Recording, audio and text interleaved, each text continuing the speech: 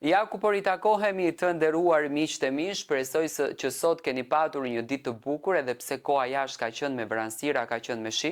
por për ne që merremi me art këte kemi frymëzime, kemi jetë, kemi pozitivitet. Nëse dikën dhe knaq dielli, ne na knaq kjo kohë, sepse zhvillohet fantazia, zhvillohet iluzioni, të vjen frymëzimi për brenda dhe mund të bësh çuditëra. Tani do ndalojmë tek Egli dhe tek Xheneta Fetau. Unë kam thënë që në momentin që doli lajmi i Eglit për të qenë koherent me atë që e kam folë më herët, ato që janë ndjekës të mi besnik e din shumë bukur se unë çfarë kam thënë. Kam thënë që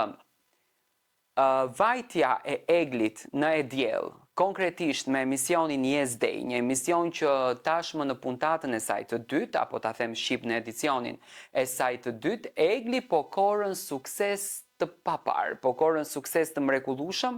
dhe siç duket ajo pa marrë parasysh që ka një emision alegri, ka një emision me pozitivitet, ka një emision me shumë dashuri,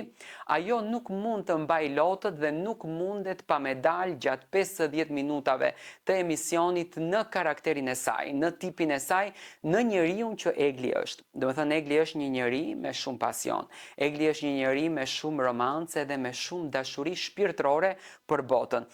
Në promon që ka dalur për këtë edicion të Yes Day, do të thënë që ju e pat ditën e sotme në promon që doli dhe emisionin e pat, ju e pat që Egli u emocionua, ju e pat që Egli u përlot nga vetë emisioni, nga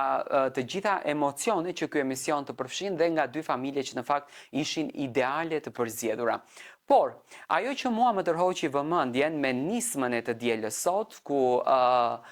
Manushi dhe Nevina Shtylla, të cilët dua t'i përgëzoj për punën që e bëjnë, sepse të sjellësh një spektakël të tillë nuk është e lehtë, domethënë janë mbi 15 moderator, janë shumë panelistë, është një punë shumë e madhe që do shumë përkushtim. Manushi dhe Nevina bën një pyetje drejtuar Eglit. A do t'jesh e ftuar ndonjëherë në trotuar? Tani nëse do t'i kthejmë videot e më përparshme se çfarë kam thënë unë kam thënë që Egli Taku, përpos që do t'jetë pjesë e emisionit Yes Day, nuk ka shanca, duke njohur se çfarë klikime ka, duke e ditur se sa audiencë ka, duke e ditur që sot edhe mediat më të mëdha luftojnë për klikime, luftojnë për një like, nuk kishte shanca që Egli të mos ftoheshte në trotuar dhe të ndodhte ballafaqimi apo përballja mes Eglit edhe Xheneta Fetahut. Domethënë ju e dini shumë bukur që Xheneta është pjesë e pandar e panelit të Big Brotherit, më falni të trotuarit, por nuk do ishte fare e lën anash të mos ishte e ftuar edhe Egli Tako. Buzëqeshja e Eglit, mënyra se si Egli e dha përgjigjen, tani nëse jemi ne të zgjuar dhe i kapim gjëra që në mimika, që në sy, dhe dim t'i analizojmë situatat, ne do arrim ta kuptojmë që Egli Tako së shpejti do t'jetë e ftuar në trotuar, ku jam shumë i bindur që edhe Xheneta Fetau do t'jetë pjesë e panelit, që as nuk diskutohet ajo gjë, sepse luftojmë për klikime, thash edhe një herë këtë,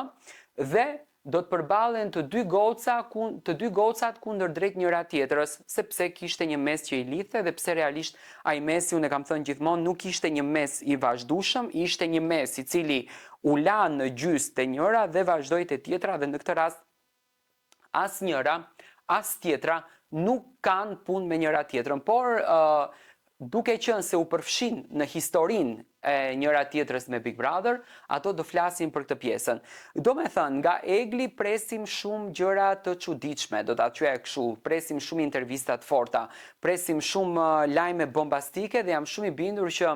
Manushi do ta përball Eglin dhe Xhenetën në trotuar së bashku me të gjithë panelistët e tjerë për të trajtuar ndoshta një temë, qoftë ajo për Big Brotherin, qoftë ajo për banorët e rinj, qoftë ajo për diçka tjetër që ka të bëjë domethënë me reality show. Ndërsa Egli ditën e sotme ka shkëlqyer me shumë energji të bukur, edhe pse më duhet ta citoj për të gjithë ndjekësit të emisionit Yes Day, por njëkohësisht edhe të gjithë rrugtimit të Egli Tako, ky edicion është xhiruar të mërkurën, domethënë të martën u transmetua emisioni i Dalinës ku Egli ishte e ftuar si domethënë si pjesë e intervistës, ndërsa të mërkurën ditën e nesërme Egli Tako vazhdoi në xhirimet pjesëmarrësinët e emisionit Yes Day dhe normalisht për të përfolur edhe në këtë pjesën. Unë në fakt do kisha dashur që Egli Tako të ishte pjesë e trotuarit, është një vajzë me shumë vizion të gjerë, është një vajzë që ka një oratori të bukur të zhvilluar, i trajton bukur qartë tema, do me thënë ka një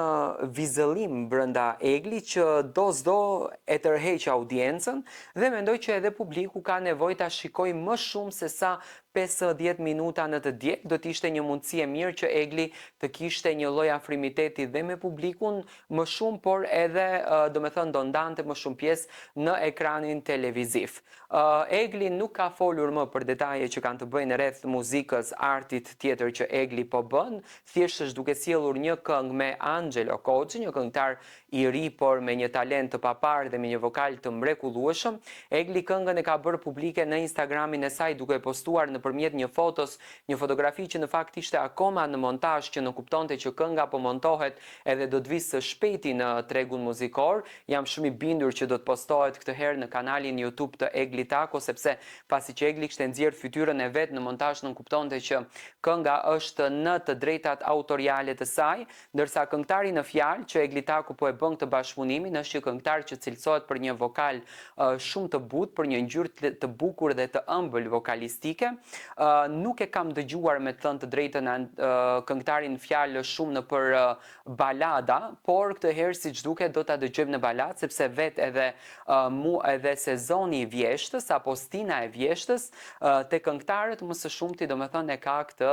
sekretin e baladave dhe që nënkuptohet Egli Tako mund të na vi me një histori dashurie, duke i besuar që Egli Tako investon shumë në ndërtimin e një fabule, në ndërtimin e një mesazhi që dëshiron ta çonte publiku. Unë e kam thënë gjithmonë, nga të vetmet artiste shqiptare është Egli Tako, e cila është ajo artiste që sjellën sa më shumë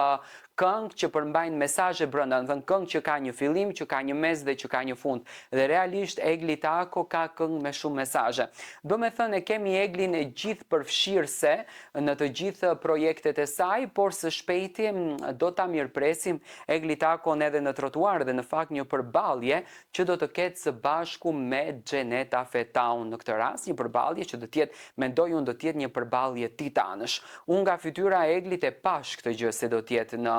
trotuar, sepse nuk bëhet pyetja kot, në qoftë se nuk ka një feedback për të sjellë te publiku, realisht ka një feedback dhe prandaj u bë pyetja. Dua të marr mendimin tuaj, ju mund të shkruani si gjithmonë në koment.